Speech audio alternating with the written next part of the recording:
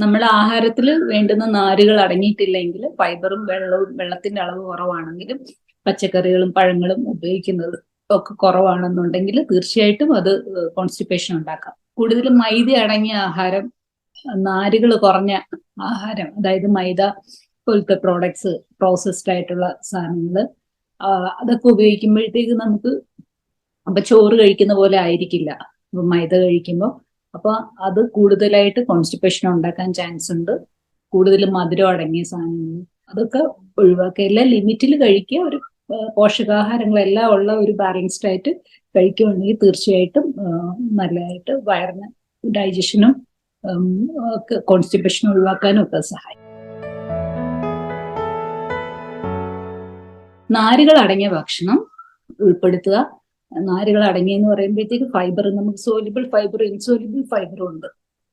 അത് വയറിന്റെ ഓരോ കണ്ടീഷനിലും നമ്മൾ ഓരോന്നായിരിക്കും സജസ്റ്റ് ചെയ്യുന്നത്. അപ്പോൾ നാരുകൾ അടങ്ങിയ ഭക്ഷണങ്ങൾ ഡെയിലി നീഡ് നമുക്ക് മീറ്റ് ചെയ്യാൻ വേണ്ടിയിട്ട് 2-3 ഫ്രൂട്ട്സ്, ഒരു 450-500 ഗ്രാം ഓഫ് വെജിറ്റബിൾ ഒരു ദിവസം അവിയലായിട്ടോ തോരനായിട്ടോ അത് വഴട്ടുന്ന രീതിയിലോ എങ്ങനെയെങ്കിലും ആഹാരത്തിൽ ഉൾപ്പെടുത്തുക. വെള്ളം ഒരു 2.5-3 ലിറ്റർ വരെ ഉപയോഗിക്കുക. അപ്പൊ അതൊക്കെ കുടിക്കുമ്പോൾ നമുക്ക് നല്ലതായിട്ട് വയറിന്ന് പോകാനത് സഹായിക്കും. ആപ്പിൾ വളരെ നല്ലതാണ്. ഉലുവ വെള്ളം കുടിക്കുന്നത് സഹായിക്കും. ഇളം ചൂടുവെള്ളത്തിൽ ഉലുവ ഇട്ടിട്ട് അത് കുടിക്കുന്നതും സഹായിക്കും. ഇളം ചൂടുള്ള വെള്ളം കുടിക്കുന്നത് ഹെൽപ്ഫുൾ ആണ്. പിന്നെ നമുക്ക് ഇതുപോലത്തെ ഫൈബർ പൗഡർ ആയിട്ട് വാങ്ങിക്കാൻ കിട്ടും. അത് വെള്ളത്തിൽ മിക്സ് ചെയ്ത് കുടിച്ചാലും കോൺസ്റ്റിപ്പേഷൻ നമുക്ക് മാറാൻ സഹായിക്കും. എന്നാൽ ആഹാരത്തിലൂടെ തന്നെ നമുക്കിത് വളരെയധികം വ്യത്യാസം എൻ്റെ ക്ലയൻസിന് കാണാറുണ്ട്. അപ്പൊ ആഹാരം ഒരു ബാലൻസ്ഡ് ആയിട്ട് ഉപയോഗിക്കുക. പയറുപരിപ്പ്, കടല അതൊക്കെ ഉപയോഗിക്കുക.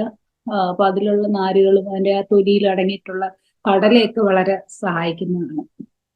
അതുപോലെ വെള്ളവും ഒക്കെ ഉപയോഗിച്ചാൽ നല്ലൊരു ബാലൻസ്ഡ് ആയിട്ട് ഉപയോഗിക്കുകയാണെങ്കിൽ തീർച്ചയായിട്ടും നമുക്കത് കുറവ് വരുന്നതായിട്ട് കാണും. മൈദ അടങ്ങിയ ഭക്ഷണങ്ങൾ ഒഴിവാക്കുക. അതിൽ ഒരുപാട് ബേക്കറി സാധനങ്ങൾ കഴിക്കുന്ന ഒഴിവാക്കുക. ഫ്രഷ് ഫ്രൂട്ട്സ് ആൻഡ് വെജിറ്റബിൾസ് കൂടുതൽ കഴിക്കുക. പിന്നെ കൂടുതൽ മസാല, കൂടുതൽ എരിവ്, ചൂടുള്ള ഭക്ഷണങ്ങൾ, അല്ലെങ്കിൽ ഭയങ്കരമായിട്ട് തണുത്ത ഭക്ഷണങ്ങൾ അതൊക്കെ ഒഴിവാക്കുക. സാധാരണ റൂം ടെമ്പറേച്ചറിലുള്ള ഭക്ഷണം കഴിക്കുന്നതായിരിക്കും നല്ലത്. പിന്നെ ഭയങ്കര ഡ്രൈ ആയിട്ടുള്ള ഫുഡ് ഒഴിവാക്കുക.